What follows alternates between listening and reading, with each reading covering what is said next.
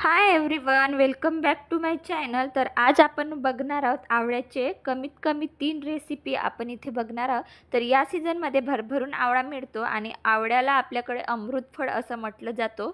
पण आवळ्याचा टेस्ट खूप तुरट असतो. मग तो खायचा तरी कसं खायचं? कारण आवळं खाणं आपल्या ओव्हरऑल बॉडी हेल्थसाठी खूप आवश्यक आहे. तर आवळा खाण्यासाठी त्यांच्या काही रेसिपीज तयार करून आपण आवळा खाण्याचा आनंद जो आहे तो घेऊ शकतो. तर इथे आपण बघणार आहोत 3 रेसिपी खूप झटपट होणार. हे तुम्ही वर्षभर 3 ते 4 महिने स्टोअर करून ठेवू शकता. तर त्यासाठी इथे मी 3 किलो आवळे घेतले आहे. स्वच्छ धुवून अशा कापडामध्ये ठेवले आहे. ॲक्च्युली सध्या आवळे मार्केटमध्ये यायला सुरुवात झालेली आहे, म्हणून थोडी डाग लागलेली आहे. तर चला आता इथे मी 3 किलो आवळ्यापैकी 2 किलोपेक्षा जास्त आवळे छान पुसून घेतला आहे. आता याला कुकरला लावून मी छान असं वाफवून घेणार आहे. तर इथे फक्त एक शिट्टी लावायची आहे, म्हणजे आपले आवळे छान असे वाफले जातील. तर आता इथे मी कुकर लावून घेणार आहे. यामध्ये 1 ग्लास पाणी घालून घेतलं आहे आणि गॅसची फ्लेम आपल्याला हाय फ्लेमच ठेवायची आहे. आणि 5 ते 5 मिनटामध्ये आपले आवळे हे छान वाफून जातील. तोपर्यंत आपण जे बाकीचे आवळे आपण इथे काढून घेतलेले आहे ते पण मी छान असे मस्त पुसून घेतले आहे. तर इथे पाऊण किलो आपले आवळे वाचलेले आहेत. तर यासाठी मला एक कढई लागणार आहे. तर इथे मी एका कढईमध्ये 2 ते 3 ग्लास पाणी भरून घेतलं आहे, म्हणजे जेवढे आपले आवळे आहेत, आवळे चांगल्या प्रकारे तिथे डीप होतील एवढं पाणी आपल्याला घ्यायचं आहे. आणि आता पाणी छान असं मस्त गरम करून घेऊया. तर बघा, एवढ्या प्रमाणामध्ये मी इथे पाणी वापरलेलं आहे. तुम्ही तुमच्या आवळ्याचं साईज किंवा आवळे बघून तुम्ही तुमचं पाणी कमी जास्त करू शकता. आता बघा, छान पाणी मस्त असं गरम झालेलं आहे. आणि आता आपल्याला गॅस बंद करून इथे मी 2 चमचाभर मीठ घातलेलं आहे.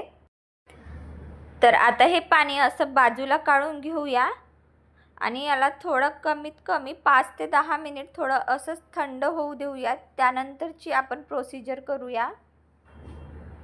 ते पाणी थंड होईपर्यंत आपण 5 मिनिटात असं आवळ्याचं ज्यूस जे आहे आपण इथे तयार करून घेऊया. तर इथे मी 3 आवळे घेतले आहे आणि जर तुम्हाला एकट्यासाठी बनवायचं असेल तर 3 पेक्षा जास्त आवळे घ्यायचे नाही.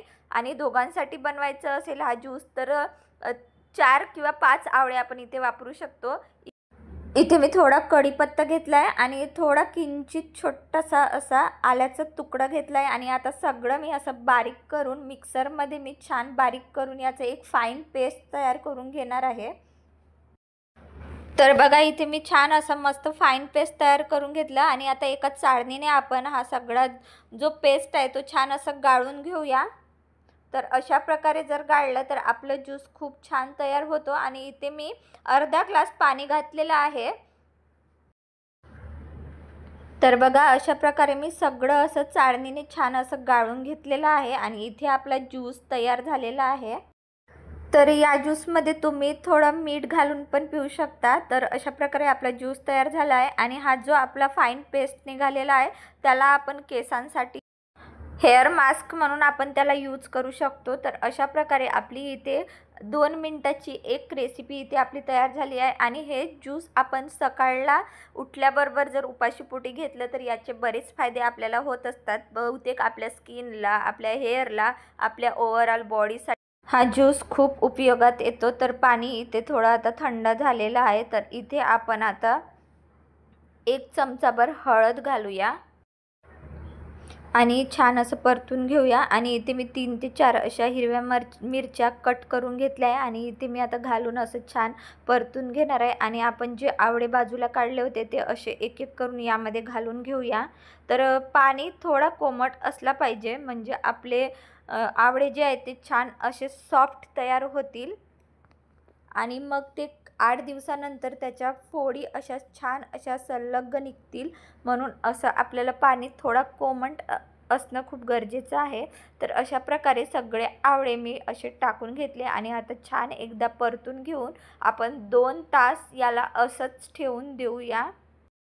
चला जाऊया आता नेक्स्ट रेसिपी तुमच्यासोबत शेअर करते. जे आवळे आपण वाफवायला ठेवले होते, तर बघा इथे कुकर छान थंड झालेला आहे आणि आपले आवळे पण बऱ्यापैकी वाफवलेले गेले आहेत. तर आता आपण हे सगळे आवळे छान एका भांड्यामध्ये काढून घेऊया.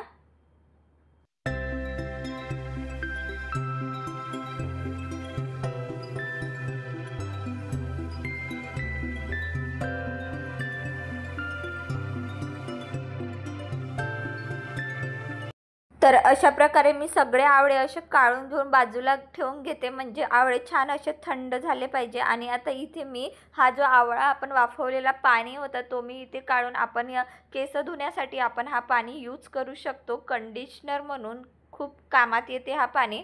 तर हा पाणी आपण असंच झाकून ठेवून देऊ, म्हणजे आपल्याला जेव्हा कधी केस धुवायचे असतील तेव्हा आपण हा पाणी शकतो. तर अशा प्रकारे आवळे जोपर्यंत थंड होतात तोपर्यंत आपण जो ज्यूस तयार केला होता तो पिऊन बघूया. तर बघा इथे ज्यूस खूप सुंदर चवीला झालेला आहे. तर तुम्ही पण आपल्या डाएटमध्ये हा वापरू शकता. तर बघा इथे छान आता सगळे आवळे जे आहेत ते छान असे थंड झाली आहे.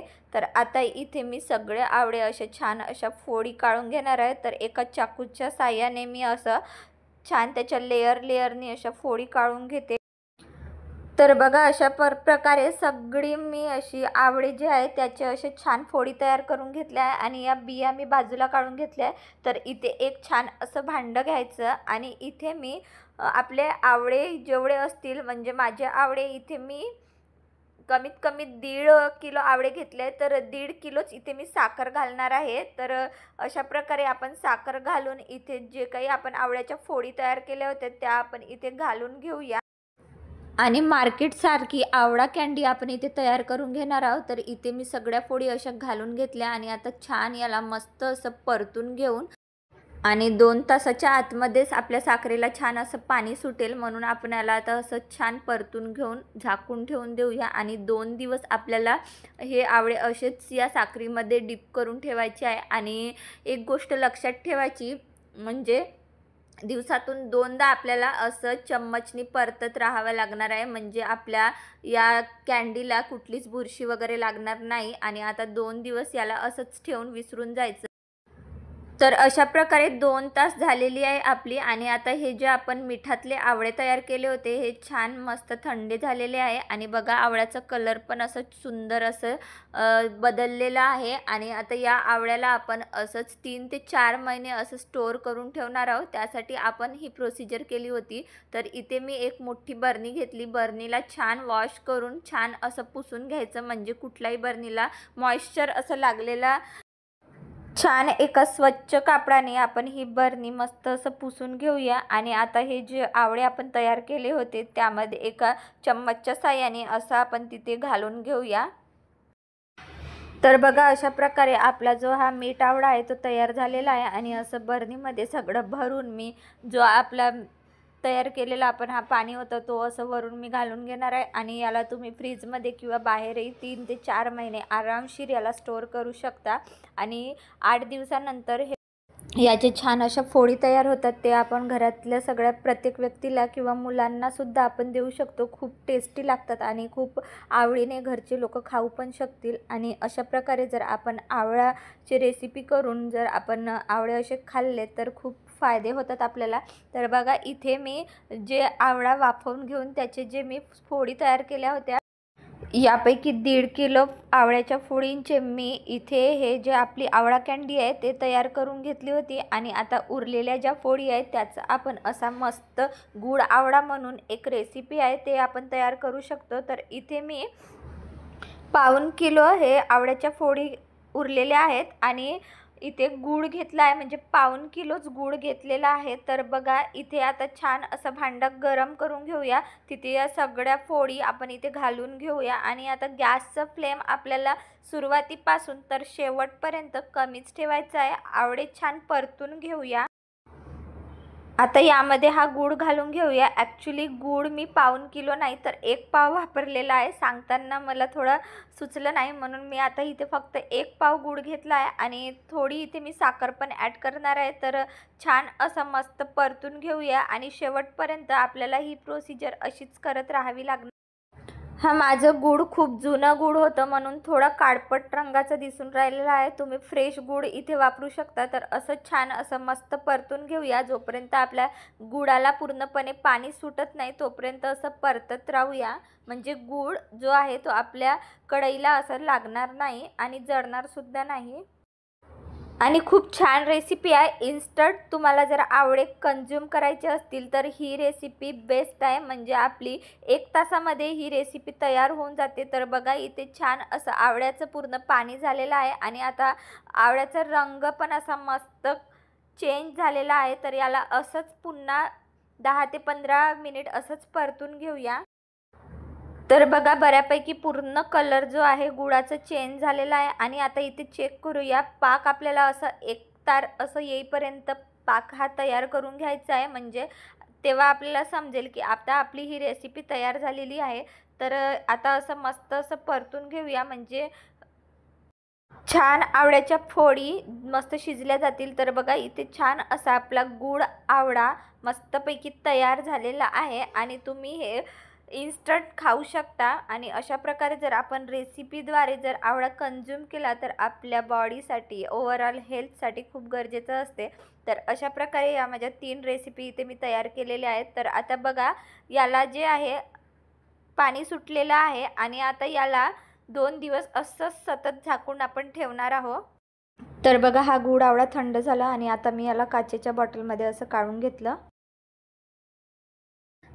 तर बघा इथे 2 दिवसानंतर आपली जी कँडी आहे ते साखरेचं पूर्ण पाणी झालेलं आहे. आता आपण हा पूर्ण पाणी एका चाळणीने काढून घेऊया. तर अशा प्रकारे जर आवळा कँडी आपण घरच्या घरी तयार केली तर खायला खूप सुंदर लागते आणि घरातली मुलं सगळे आवडीने खातात. तर बघा इथे सगळे आवळे आपण असे काढून घेऊया आणि छान फोडी मस्त मुरलेले आहेत पाकामध्ये म्हणून याची टेस्ट खूप छान लागते. तर बघा एका चाळणीच्या साहाय्याने आपण हा पूर्ण पाक असं वेगळं करून घेणार आहोत. तर बघा इथे आपण असं पाक पूर्ण वेगळं करून घेतलं आहे आणि फोडी पण छान अशा मस्त त्याच्यामध्ये डीप झालेल्या आहेत. तर फोडी अशा सॉफ्ट पण झालेल्या आहेत आणि आता ही प्रोसिजर करायला कमीत कमी 5 दिवस लागतात. म्हणजे 2 दिवस आपण हे आवळ्याच्या फोडी पाकात टाकून ठेवलं होतं. आता आपल्याला 3 दिवस असंच या फोडी उन्हामध्ये वाळवून घ्यायचा आहे आणि हा पाक जो आपण काढून घेतला आहे याच्यामध्ये परत एकदा साखर टाकून तुम्ही पुन्हा अशी आवळा कँडी तयार करू शकता. नाहीतर मग ज्यूस म्हणून याचा आपण वापर करू शकतो. तर आता या पूर्ण फोडी आपण एका प्लेटमध्ये असं काढून घेऊन याला छान आता सुकवून घेणार आहोत. तर बघा अशा प्रकारे मी सगळे आवळा कँडी इथे मी प्लेटमध्ये काढून आता 3 दिवस असंच मी सुकवत ठेवणार आहे. म्हणजे आपले कँडी इथे छान अशी मस्त आपली कँडी जी आहे तयार झालेली आहे. बघा आता 3 दिवस झालेली आहे आणि खूप सॉफ्ट अशी मस्त मऊसूद आपली कँडी इथे तयार झालेली आहे. तर तुम्ही पण अशाच प्रकारे अशाच पद्धतीने जे आवळ्याची जे रेसिपी मी तुम्हाला सांगितली आहे ते तुम्ही बनवून आवळा तुम्ही डेली कंझ्युम करू शकता. म्हणजे आपले हेल्थसाठी खूप छान असते. तर बघा अशा प्रकारे सगळं मी असं तयार करून घेऊन हे स्टोअर करून ठेवणार आहे. आणि इथे बघा सगळ्या रेसिपीज माझ्या तयार झालेल्या आहेत. तर तुम्हाला व्हिडिओ आवडला असेल तर लाईक शेअर सबस्क्राईब नक्की करा. So bye everyone.